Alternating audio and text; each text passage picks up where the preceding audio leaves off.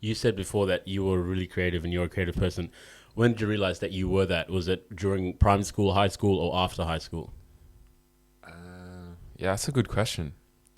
I think I grew up in a really creative household. My mom, she was an artist, and the partner she was dating at the time, Vince, his name was an Italian guy. He was a DJ as well. So I always felt like I was in and around those like creative juices from quite a young age. Also, when I was young as well, I was like extremely sporty. Mum's side of the family, really sporty family. My grandfather, he really injected the sporting ability and the sort of like the will to live that life, I guess. That makes sense. Yeah, you seem more like into the music vibes and more creative side. Are you still into your sports as well? Oh, for sure. I love sport. Like it's such an integral part to my life and has been. And so it's really nice structure for my life. And Because you actually run, or you did run little futsal matches every Tuesday. oh, yeah, yeah. That's right. I forgot that you were still doing that. Big up the Northwest Massive. Is that still going on? We stopped maybe a month or so ago. Right. We bowed out in the finals, but we did well. It was Yeah. a new team. No one had really played together, and I formed it last year, May, July last year, when we were kind of in and out of lockdowns for the second time. Yeah. So considering it was a new team and it was just like would play, stop, like we did really well. Yeah, yeah. But I love that. I grew up playing AFL. Yeah, that's right. So that was my thing for many, many years. And at one point I wanted to make it and like play professionally and stuff, but that didn't quite eventuate. But like, you know, I think it set up a really nice routine at that part of my life, like from the age of like 9 to about 22 or something. And at that age of 9, when you got introduced to football, because I think I started playing football at like 13. Yeah. But prior to that, I was playing a lot of soccer, football, which you call. Yeah. But that's because where I was from, all we played was football. Yeah, for real. Growing up in Sudan and Egypt, we played football. And that's like an African like sport. I'm kind of envious. Yeah, yeah. Now, But now I'm like exploring yeah, but football that's good. now. But that's good. But then what I'm going to ask is, Yeah. who got you into playing AFL or Aussie rules? Yeah, my grandfather, Patrick, if you're listening, hello. He's a New Zealand born guy, and his dad was actually the coach of the New Zealand national side. Yeah. I think in like the 50s or 60s or something. I'd never met the guy, but he grew up in a very sporty household, and a lot of my uncles played rugby and the same. Yeah. Sort of thing. He moved to Australia in, I think, the 90s or something. And originally he moved to Queensland, but then he moved down to Melbourne. And I think at the time his colleague took him to an AFL game out in Windy Hill where Essendon used to play. Yeah. And he just like fell in love with the game and stuff. And then I think Melbourne is a very AFL based city. So I think he probably wanted to like raise me. Yeah. Also, for listeners, sort of to give context, my grandfather, like he was a very integral part of me growing up and raising me. So I think that's a relationship that we shared a lot. Yeah.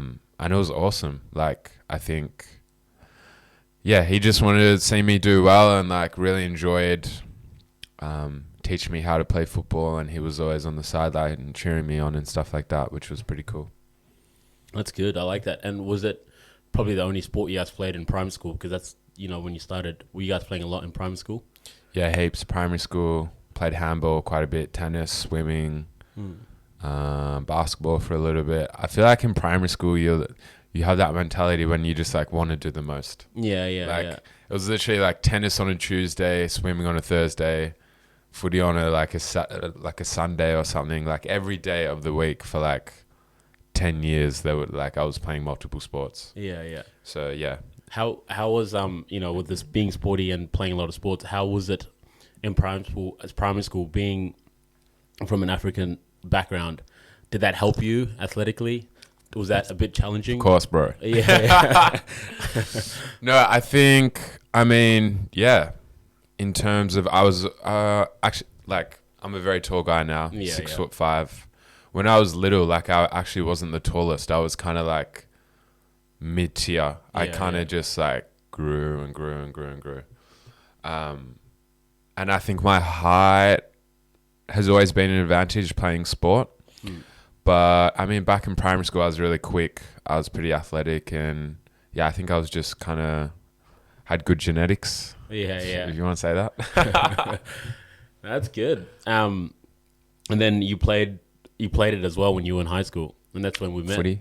Yeah, that's Yeah. when we met. CBC days. Yeah. Yeah. And where do you think you were at that age when you were, going to high school from primary school? Were you kind of, did you know where you wanted to go? Were you playing more football? Were you more musician? In or high more school? artistic? Yeah.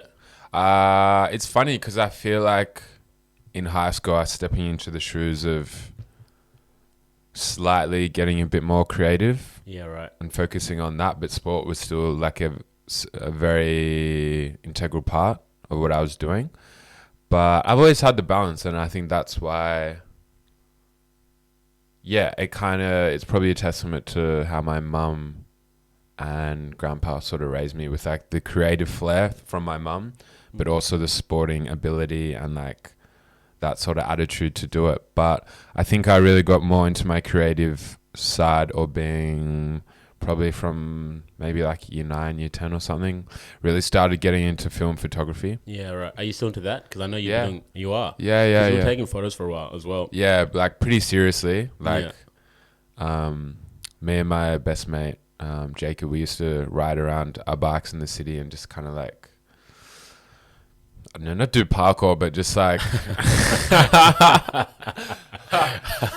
just walk around and take in, like, when you're at that age and you're strolling in the Yeah, city yeah. and the nightlife and Are you like trying to find the best spots to take photos? Yeah, the best spots, and like Yeah, right. try to take different angles of all the buildings, and Yeah, everything was so fresh and so new, and like, man, like every shot we're like, sick, that looks amazing, that's great, like, that was really inspiring. That's what we're into, like Yeah. that sort of trying to capture like the urban grit of Yeah. Melbourne.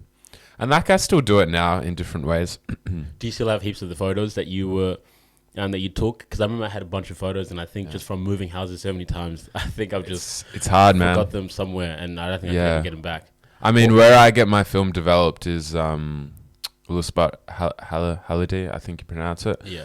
But they basically like upload it to a Dropbox. Yeah. But you have to tick when you're dropping the film off whether you want to pick up the negatives.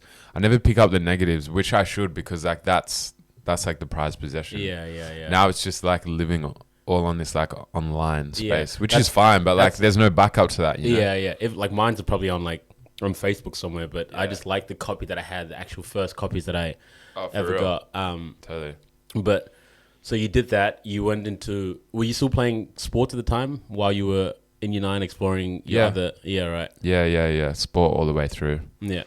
So when did sport kind of fade away a little bit, and then you became a bit more creative and a bit more into your music and your DJing? Yeah, good question. I think probably when I left high school.